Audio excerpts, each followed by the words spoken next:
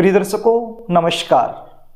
किसी भी मंगलवार के दिन किया गया एक छोटा सा प्रयोग करवा सकता है आपके बच्चों का विवाह। यदि आपके बच्चों की शादी में लगातार देरी चल रही है, लगातार अड़चनें आ रही हैं, शादी के लिए कहीं पर भी रिश्ता पक्का नहीं हो पा रहा है, तो आज जो उपाय मैं आपको बताने वाला हूं, यदि ये उपाय आपने अच्छे से समझ लिया और किसी भी मंगलवार के दिन मेरे द्वारा बताए गए तरीके से कर दिया, तो आपके बच्चों की शादी में चाहे कितनी भी बड़ी समस्या क्यों ना हो, तत्काल दूर हो जाएंगी और जल्द से जल्द शीघ्र विवाह होने के योग बन जाएंगे। ये उपाय यदि बच्चे खुद करना चाहें तो कर सकते हैं। यदि बच्चे खुद ना कर पाए तो ऐसी सिचुएशन में माता पिता अपने बच्चों की जल्दी शादी के लिए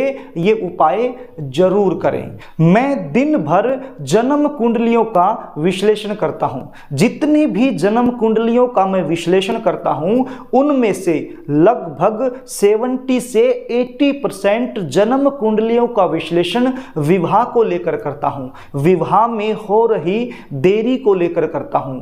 मेरे बहुत सारे प्यारे दर्शक मुझसे अपने बच्चों की जन्म कुंडली का अध्ययन ऑनलाइन करवाते हैं और कुछ ऐसे दर्शक भी हैं जो पर्सनली रूप से आकर के मुझसे मिलते हैं और अपने बच्चों की जन्म कुंडली का विश्लेषण करवाते हैं। तो उनका लगभग एक ही प्रश्न होता है कि शास्त्री जी, हम हमारे बच्चों की शादी के लिए पिछले काफी समय से प्रयास कर रहे हैं, कोशिश कर रहे हैं, बहुत सारे उपाय भी कर चुके हैं, उपाय करके थक चुके हैं, लेकिन हमें सफलता नहीं मिल पा रही है। हमारे बच्चों की शादी के लिए कहीं पर भी रिश्ता फिक्स नहीं हो रहा है। ऐसी बात नहीं है कि रिश्ते नहीं आते, रिश्ते भी आते हैं, बातें भी चलती हैं, लेकिन कोई भी बात, कोई भी रिश्ता सफलता तक नहीं पहुंच पा रहा है। और कई बार यदि रिश्ता पक्का हो भी जाए तो एंड में जाकर के बात बिगड़ जाती है। कोई न कोई ऐसी बात निकल कर सामने आती है जिसके चलते रिश्ता टूट जाता है।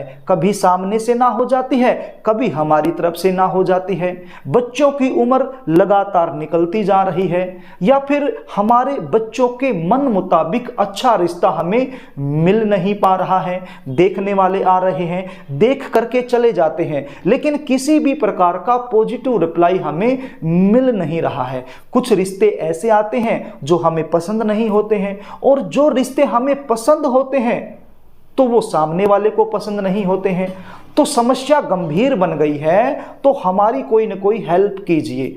तो प्रिय दर्शकों, यदि आप भी इन समस्याओं से जूझ रहे हैं, परेशान हैं, दुखी हैं, तो आज जो उपाय मैं आपको बताने वाला हूं, ये उपाय आपने किसी भी मंगलवार के दिन कर देना है। ये उपाय करने से आपके बच्चों की शादी में चाहे किसी भी प्रकार की समस्या बनी हुई है, तत्काल दूर हो जाएगी और जल्द से जल्द शीघ्र विवाह होने के योग बन जाएंगे।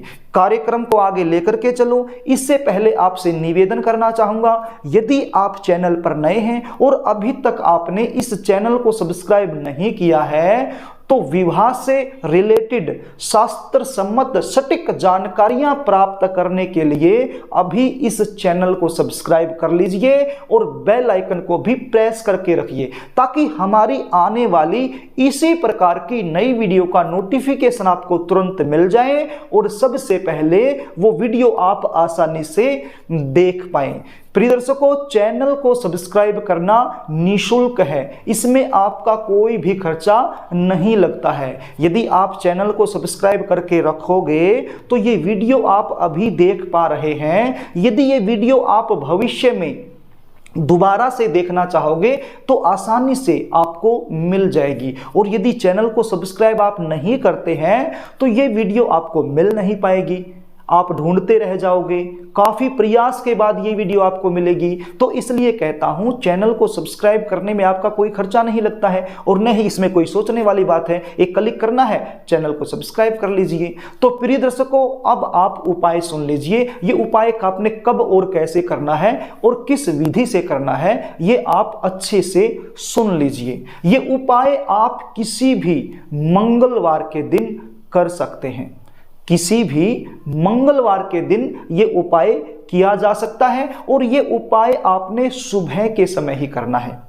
ये उपाय आपने सुबह के समय ही करना है। अब कुछ दर्शक मुझसे पूछेंगे कि शास्त्री जी ये उपाय यदि हम शाम के समय करें तो कैसा रहेगा? तो मैं तो यही कहना चाहूँगा कि ये उपाय आप सुबह के समय ही कीजिए। यदि कोई बहुत बड़ी मजबूरी है तो फिर आपको इसको शाम के समय कर सकते हैं, अन्यथा ये उपाय आपने सुबह के समय ही करना चाहिए। नाश्ता आप कर सकते हैं ये उपाय करने से पहले, नो प्रॉब्लम, लेकिन भोजन करने से पहले पहले ये उपाय आपने कर देना है। किसी भी मंगलवार के दिन आपने सुबह जल्दी उठना है, स्नान आदि से निवृत्त होकर के साफ सुथरे धुले हुए लाल रंग के वस्त्र आपने पहन लेने हैं। आपके घर का जो पूजा मंदिर है वहां पर आपने चले जाना है और एक शुद्ध देसी घी का दीपक जला लेना है। आपके पूजा घर में जितने भी देवी देवता विराजमान हैं उन सबसे हाथ जोड़ के प्रार्थना करनी है कि हे परमपिता परमेश्वर, आज मैं अपने बच्चों की जल्दी शादी के लिए ये उपाय करने वाली हूं या करने वाला हूं, तो इसमें आप मुझे सफलता दिलाएं, यही हमारी आपसे प्रार्थना है। ऐसी प्रार्थना करने के बाद आपने किसी भी हनुमान मंदिर में चले जाना है। एक ऐसा हनुमान मंदिर जहां पर हनुमान जी की ऐसी प्रतिमा हो जहां पर चोला चढ़ाया जाता है, यानी कि सिंदूर चढ़ाया जाता है। तो ऐसे मंदिर में जाने के बाद हनुमान जी की जो प्रतिमा है उसके सामने आपने खड़े होकर हाथ जोड़कर प्रार्थना करनी है कि हे बाबा जी, आज मेरे बच्चों की जल्दी शादी के लिए मैं एक उपाय करने वाली हूं और इस उपाय में आपके चरणों का थोड़ा सा सिंदूर मुझे चाहिए, तो आपके चरणों का सिंदूर मैं ले सकूं, ऐसी आप मुझे अनुमति दीजिए। तो ऐसी प्रार्थना करने के बाद उस मंदिर में जो भी पुजारी है, जो भी पंडित जी है, उससे आपने निवेदन करना है कि पंडित जी, हनुमान जी के चरणों का थोड़ा सा सिंदूर मुझे दे दीजिए। यदि आप विनती करोगे तो पंडित जी आपको जरूर दे देगा। ध्यान रहे, दाहिने पैर का थोड़ा सा सिंदूर आपने लेना है। कौन से पांव का? दाहिने पांव का, दाहिने पैर का थोड़ा सा सिंदूर आपने लेना है और लेकर के अपने घर में चले आना है। एक कटोरी के अंदर उस सिंदूर को डाल लीजिए। यदि पंडित जी ने आपको बहुत ही थोड़ा सिंदूर दिया है तो इसमें आप थोड़ा सा चमेली का तेल मिलाकर और थोड़ा सा और सिंदूर मिलाकर इसकी मात्रा को बढ़ा सकते हैं। इसका घोल आपने तैयार करना है। और यदि पंडित जी ने काफी सिंदूर आपको दे दिया है तो फिर इसमें आप थोड़ा सा, यदि चमेली का तेल है तो वो डाल लीजिए, क्योंकि आपने लिक्विड बनाना है, इसके साथ आपने लिखना है। और यदि चमेली का तेल अवेलेबल नहीं है तो चिंता करने की आवश्यकता नहीं है, थोड़ा सा गंगा जल आप इसमें डाल सकते हैं और उसका घोल आप तैयार कर सकते हैं। एक माचिस की तिल्ली आप ले लीजिए। क्या लेना है? माचिस की तिल्ली। माचिस की तिल्ली पर आपने थोड़ी सी रुई लपेटनी है। रुई समझते हैं? कॉटन, जिसके साथ हम बत्ती बनाते हैं, तो वो कॉटन थोड़ा सा आपने माचिस की तिल्ली पर लपेट लेना है। ये उपाय करने के लिए आपके पास एक भोजपत्र भी होना जरूरी है। तो 10 रुपए का भोजपत्र आप पहले से लेकर तैयार रखना। आपके आसपास कोई ऐसी दुकान जहां पर पूजा का सामान मिलता है तो वहां से आपको 10 रुपए का भोजपत्र आसानी से मिल जाएगा। ये भोजपत्र पहले से लेकर आपने अपने घर में रख लेना है। तो इस भोजपत्र पर आपने इस सिंदूर की सहायता से लिखना है। क्या लिखना है? सबसे पहले आपने लिखना है शुभ विवाह। भोजपत्र के ऊपर सबसे पहले आपने शुभ विवाह ये शब्द लिख देने हैं। उसके बाद क्या लिखना है? अपने बच्चे का नाम लिखना है। आपका लड़का है या लड़की है या फिर आप खुद हैं, मतलब जिसकी भी शादी में देरी चल रही है, उस बच्चे का नाम आपने लिखना है और उसका गोत्र भी लिख देना है। क्या लिखना है? गोत्र भी लिख देना है। उसके बाद उस बच्चे की उम्र आपने लिखनी है। उम्र कैसे लिखनी है? जिस उम्र में आपका बच्चा वर्तमान समय में चला हुआ है, वर्तमान समय में चला हुआ है। सपोज कीजिए आपका बच्चा 28 साल का हो चुका है और अब 29वें साल में चला हुआ है, तो आपने 29 लिखना है। आपका बच्चा 25 साल का हो चुका है और 26वें में चल रहा है तो आपने 26 लिखना है। आपका बच्चा 32 साल का हो चुका है और 33वें में चल रहा है तो आपने 33 लिखना है। यानी कि जिस उम्र में आपका बच्चा चला हुआ है वही उम्र आपने लिख देनी है। उसके नीचे लिखना है शीघ्र विवाह हेतु। क्या लिखना है? शीघ्र विवाह हेतु, या फिर यह भी आप लिख सकते हैं जल्दी शादी हेतु। बस ये शब्द आपने भोजपत्र पर उस सिंदूर की सहायता से लिख देने हैं। उसके बाद एक लाल गुलाब का फूल भी आपके पास होना चाहिए, यह भी आप पहले से लाकर रख लीजिए। एक साफ सुथरा ताजा गुलाब का फूल लाल रंग का आपके पास होना चाहिए। ये फूल अपने हाथ में लेकर हाथ जोड़ करके हनुमान जी का ध्यान करके आपके पूजा मंदिर में जितने भी देवी देवता विराजमान हैं उन सब का ध्यान करके और अपनी मनोकामना का चिंतन करते हुए, यानी कि आपका बच्चा है या बच्ची है, लड़का है या लड़की है, उसकी जल्दी शादी हो जाए, तो ऐसी मनोकामना बारंबार अपने मन में करते हुए ये फूल आपने भोजपत्र पर वहीं पर रख देना है जहां पर आपने ये सब लिखा है। अब ये फूल आप वहां पर रखोगे तो हो सकता है जो आपने लिखा है वो थोड़ा थोड़ा मिट जाए, नो प्रॉब्लम। बस एक बार लिखना होता है, बाद में वो जैसे भी हो नो प्रॉब्लम, चिंता नहीं करना है। आपने एक बार लिख दिया बस, उसके बाद आपने ये फूल वहां पर रख देना है। फूल रखने के बाद एक नारियल की आवश्यकता आपको पड़ने वाली है। आप पानी वाला नारियल भी ले सकते हैं और सूखा नारियल भी ले सकते हैं। जटा वाला नारियल होना चाहिए और 21 रुपए की आपको जरूरत पड़ने वाली है, यानी 20 रुपए का एक नोट और 1 रुपए का एक सिक्का, 21 रुपए ये अर्जी आपने लगानी है। तो 21 रुपए भी आपके पास होने जरूरी हैं और एक जटा वाला सूखा नारियल या फिर पानी वाला नारियल, दोनों प्रकार के नारियल चल सकते हैं। तो एक नारियल और 21 रुपए भी आपके पास होने चाहिए। अब ये जो 21 रुपए हैं, अब यहां पर 1 रुपए का सिक्का होएगा और एक 20 रुपए का नोट होएगा।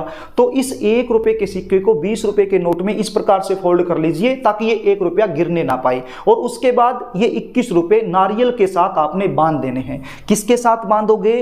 कलावे के साथ। कलावा किसी भी रंग का हो, कलावा आप समझते हैं, रक्षा सूत्र के रूप में जो हाथ को बांधा जाता है उसी कलावे की मैं बात कर रहा हूं। तो इस कलावे की सहायता से 21 रुपए नारियल पर आपने बांध देने हैं।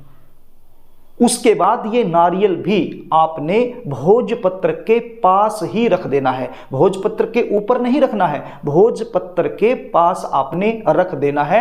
और उसके बाद एक मंत्र का जाप आपने करना है। मंत्र क्या है?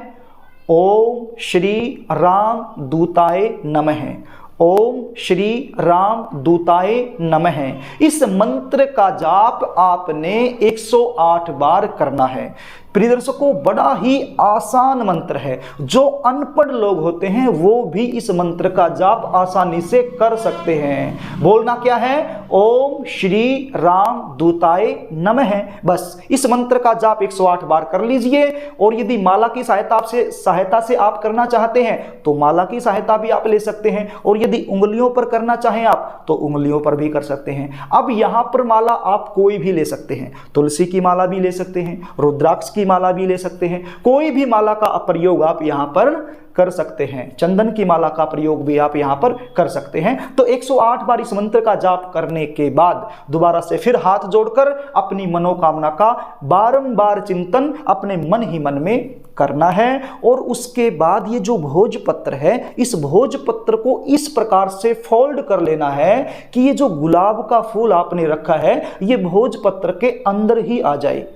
मतलब हो सकता है कि आपके पास भोजपत्र छोटा हो, तो हो सकता है कि फोल्ड करने के बाद भी ये गुलाब का फूल बाहर दिखाई दे, नो प्रॉब्लम, दिखता रहे, उसमें कोई समस्या नहीं। बस ये गुलाब का फूल भोजपत्र के अंदर ही रहना चाहिए। तो फोल्ड करने के बाद कलावा आपने चारों तरफ लपेट देना है। क्यों लपेटना है?